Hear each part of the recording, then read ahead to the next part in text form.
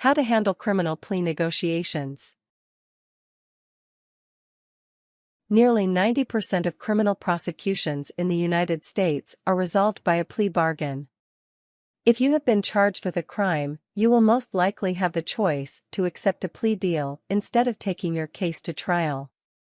Plea bargains save time for courts and prosecutors, and usually allow the defendant to accept a lighter punishment.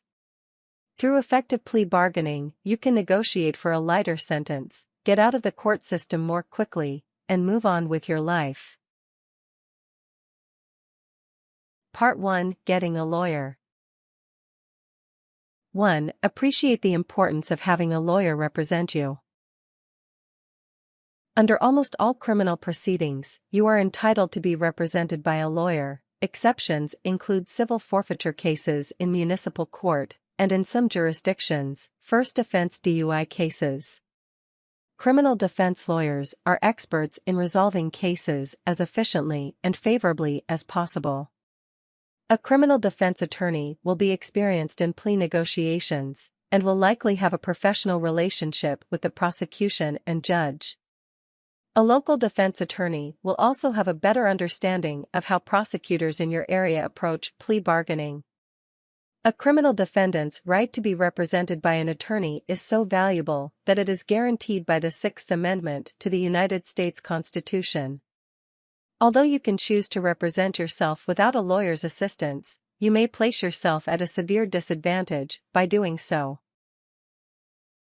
2. Consider having a public defender represent you.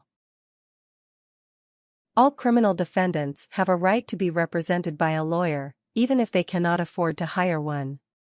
If you cannot afford a lawyer, the court will appoint a public defender to represent you. In some counties, a private defense attorney may be appointed instead, at no cost to you. Although public defenders are government employees, they owe all of the same duties of confidentiality, loyalty, and competence to their clients a private defense attorney would. If you request a public defender, you may not meet that public defender until right before your arraignment. Sometimes that public defender will only handle arraignments, and you will be assigned a second public defender for the remainder of the process. 3. Consider a private defense attorney. If you are in jail and cannot search for or interview attorneys yourself, have a friend or family member help you with the hiring process. When hiring an attorney, remember that almost anything you say to the attorney during your consultation is confidential, so be completely candid about your case. Don't discuss your case with family members, police, cellmates, friends, business colleagues, or prosecutors outside of the presence of your attorney. Anything you say to your spouse is privileged, but little else is, and almost anyone else can be compelled to testify against you. Ask for referrals. Many attorneys find a significant portion of their clients through referrals and word of mouth. Ask friends and family members to recommend a criminal defense attorney they trust. If you know an attorney who does not practice criminal defense, he or she may be able to refer you to a trusted colleague who does. Find certified criminal law specialists through your state bar's website. Each state has a state bar, which is a governmental office that oversees attorneys practicing law in the state. Some attorneys are certified as specialists in their particular practice area by their state bar. Visit your state bar's website and search for certified criminal law specialists. The website will list the attorney's contact information. Utilize referral services through your local or county bar association. Contact your local bar association and ask they operate a referral service. Most services operate by interviewing potential clients about their legal issues, and then match them to a lawyer with experience in that area of the law. There is usually a small charge for the initial consultation with the lawyer. Search online. You can use websites like lawyers.com, Avvo, or even Yelp to locate and read client reviews for attorneys who specialize in criminal defense. Work out a fee arrangement. Some attorneys provide free consultations, while others charge a small fee. You can comparison, shop and consult with several attorneys before retaining one to work on your case. Some attorneys charge a flat rate for criminal representation, and others charge by the hour. Your attorney may be willing to accept alternative forms of payment, such as a car or something else of value. Part 2: Understanding the stages of criminal prosecution. 1. Be aware of what happens after an arrest. After you are arrested, the police will prepare a report and collect evidence. The police then submit the report to the prosecutor, commonly known as the district attorney in many jurisdictions. The district attorney represents the state and determines whether or not to file a complaint against the defendant. The prosecutor reviews the police report and the evidence and decides whether to file a complaint. If a complaint is filed against you, an arraignment will be scheduled, and you will have the right to be represented by an attorney. 2. Enter a plea at your arraignment. An arraignment is typically your first court appearance. This is your first opportunity to enter a plea. The possible pleas are: guilty. By pleading guilty, you agree to accept the recommended punishment. Nolo contendere. Nolo contendere, also known as no contest, is available in most states and indicates that you are not contesting the charges against you. This ends the prosecution. In misdemeanor cases, a guilty plea can be used against you as evidence of fault in a civil case, while a plea of nolo contendere cannot. In felony cases, guilty and nolo contendere are practically the same. Not guilty. If you plead not guilty, the prosecutor will prepare to take your case to trial. You can still accept a plea deal at a later stage of the prosecution. Double jeopardy, former judgment of conviction or acquittal. If another case was brought against you about the same incident, you may be protected from a second prosecution. Not guilty by reason of insanity. An insanity plea will require you to prove that you were not responsible for the incident for reasons of insanity. The prosecution will proceed, and you will need to assert an insanity defense at trial. You can still accept a plea deal at a later stage of the prosecution. 3. Follow the next stages of the case. If you plead not guilty at your arraignment, the prosecution will continue with its case against you. You can continue to engage in plea bargaining at any time during the next stages. Depending on how the case goes, you may get a better or worse deal later than the one you started with, or no deal at all. The next stages include: discovery is the process whereby both sides in a case collect and exchange information in order to prepare for trial. Both sides will locate witnesses, get witness statements, and search for other evidence. Sometimes, one side will discover excellent supporting evidence, other times, a side will be unable to locate the evidence or witnesses they thought they would find. Motions are written requests that ask the court to resolve a dispute or direct the parties to do something. The outcome of each motion can influence plea bargaining. For example, a defense attorney may successfully argue a motion to have an important piece of evidence excluded from the prosecution's case. At the preliminary hearing, the prosecutor presents evidence and witnesses to establish that enough evidence exists to justify continuing with the trial. The defense can object to the introduction of evidence and prevent it from being used at trial. At the trial, the prosecution and defense will take turns trying to convince the jury, or the judge, if the defendant waives the right to a jury trial, that you are guilty or innocent. At the end, the jury will deliberate before reaching a verdict. You can still engage in plea negotiations during breaks in the trial, and during the jury's deliberation. Once the jury returns its verdict, you will be sentenced. Part 3: Preparing for plea negotiations. 1. Know how plea bargaining works. Because courts and jails are overloaded and overcrowded, the prosecution will try to negotiate an agreement where the defendant pleads guilty in exchange for something else. Approximately 90% of criminal cases are resolved this way. If the two sides cannot reach an agreement, the case will go to trial. If the defendant is found guilty at trial, the punishment will most likely be much more severe than the plea deal that was offered. 2. Rely on your attorney to handle plea negotiations. Your attorney has discretion to handle most aspects of your case in the way that he or she feels is best. However, the decision to accept or decline a plea deal is entirely your decision. Your attorney will negotiate for a plea deal on your behalf. Whenever the prosecution makes an offer, your attorney will discuss the offer with you. 3. Find out what kind of plea deal to expect. There are several ways you and your attorney can find out what kind of punishment is typical in your jurisdiction in cases like yours. Gather as much information as you can at the beginning of your case. This should give you a good starting place in your negotiations and educate you on how to differentiate between a good deal and a bad deal. Find out the standard deal. If your type of case is common, your attorney may already know what kind of standard deal to expect from the prosecutor. If your attorney is not sure what standard deal to expect, he or she can speak with other defense attorneys and the public defender's office for more information. Review the sentencing guidelines. Courts use sentencing guidelines, which provide recommended punishments for crimes.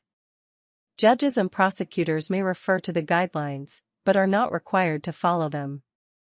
Your state's sentencing guidelines may be available online or through the court. Learn about your judge. Your attorney may know, or may be able to find out from other attorneys, about your judge's reputation. If your judge is known to be lenient in cases like yours, the prosecution may accept a more favorable deal than if the judge has a tough reputation. Ask the judge for an indicated sentence. In some states, your attorney can ask the judge for an indicated sentence at the arraignment. The judge will tell you what punishment you will receive if you plead guilty right away. 4. Analyze the strengths and weaknesses of your case. Your attorney will be analyzing the aspects of the case that the prosecution will need to prove, and the likelihood that each aspect will be proven, based on the available evidence and witnesses. The prosecution should offer you a more favorable plea bargain if it appears that they will have trouble proving their case against you. The aspects that the prosecution needs to prove are called the elements of the crime. For example, a common definition of robbery includes 5 elements: 1. The taking, with the intent to steal, of, 2. The personal property of another, 3. From his or her person or in their presence, 4. Against his or her will, 5. By violence, intimidation or the threat of force.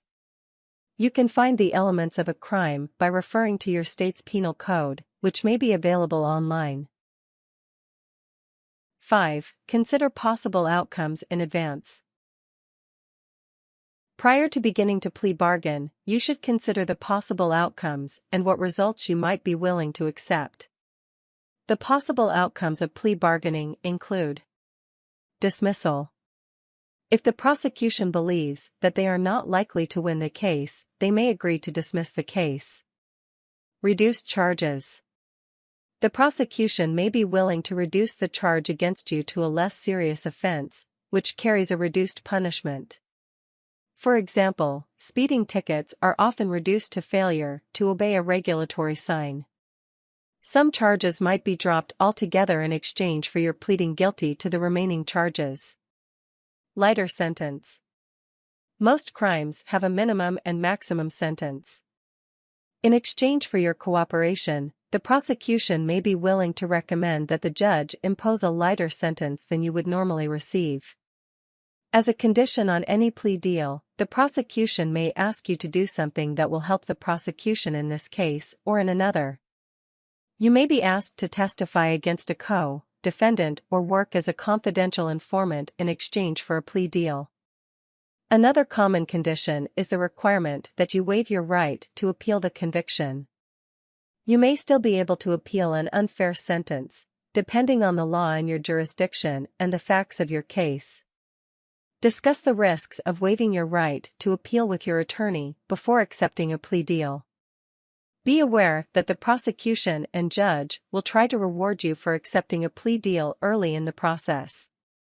If you do not accept a deal when it is offered, you may not receive as good of an offer in the future, and if your case goes to trial, you may still receive the maximum sentence.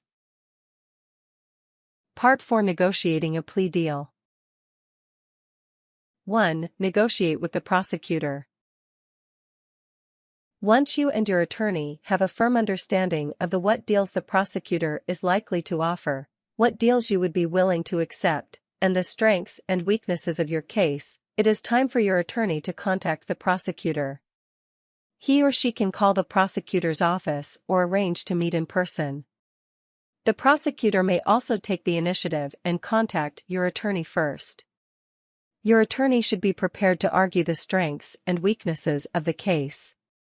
Prosecutors typically handle many cases at once, and may need to be reminded of the details. Your attorney will want to remind the prosecutor which elements of the charged offenses will be difficult to prove. During plea negotiations, you and your attorney will likely learn new information about the prosecution's case. Be prepared to consider new information and adjust your expectations for the outcome. 2. Consider a plea deal offered by the prosecution. At the conclusion of each meeting or discussion, the prosecutor should have presented a plea deal for you to consider. Your attorney will explain the terms of the deal to you, and may advise you on whether the deal is good or bad. When considering whether or not to accept a deal offered by the prosecution, keep the following in mind. Be realistic. If your case is weak, don't expect a dismissal or a great plea deal. Sometimes, the best choice is to admit guilt, accept the punishment, and move on as quickly as possible. Be flexible. If the prosecutor offers a plea deal that isn't as good as you had hoped for, it may make sense to accept the deal anyway instead of rejecting it and hoping you get a better offer later. Don't give in too quickly. Plea bargaining is a negotiation. Prosecutors often overcharge with more offenses or more serious offenses than they reasonably believe they can prove. They can then reduce or drop some charges to make a plea bargain more attractive. Overcharging is supposed to intimidate you into accepting a deal quickly. Remain calm and let your attorney evaluate whether you have been overcharged. Propose alternatives. You can suggest alternative punishments such as probation and diversion programs or classes. With many rehabilitation programs, the crime will be expunged from your record upon completion. 3. Consider moving forward with the case. You and your attorney may decide that the deal offered by the prosecution is not good enough. In that case, you should consider moving forward to the next stages of your case. Remember, you can continue to engage in plea bargaining at any stage in the case, up until the jury delivers a verdict after trial. The prosecution may offer a better deal in the future after your defense attorney wins an important motion, or after the prosecution fails to locate enough evidence or witnesses during discovery. Nothing you or your attorney says during plea bargaining can be used as evidence against you if you do not eventually plead guilty, or if you withdraw a guilty plea. If plea negotiations fail, nothing you said can be used against you in trial. 4. Review the written plea deal. Before the plea deal is submitted to the judge, it will need to be put into writing by the prosecutor. Review the written plea agreement with your attorney and verify that it is accurate and complete. 5. Submit the plea deal to the judge. The prosecution and defense will present the proposed plea deal to the judge in open court. The judge will then evaluate the plea deal, and may reject it if the punishment does not fit the crime. The judge will also ask you questions to verify that you understand and agree to the plea deal. In evaluating the deal, the judge will consider the seriousness of the charges, Your character and past conduct. Your prior criminal record, if any. The facts of the case. The interests of the victim and the general public.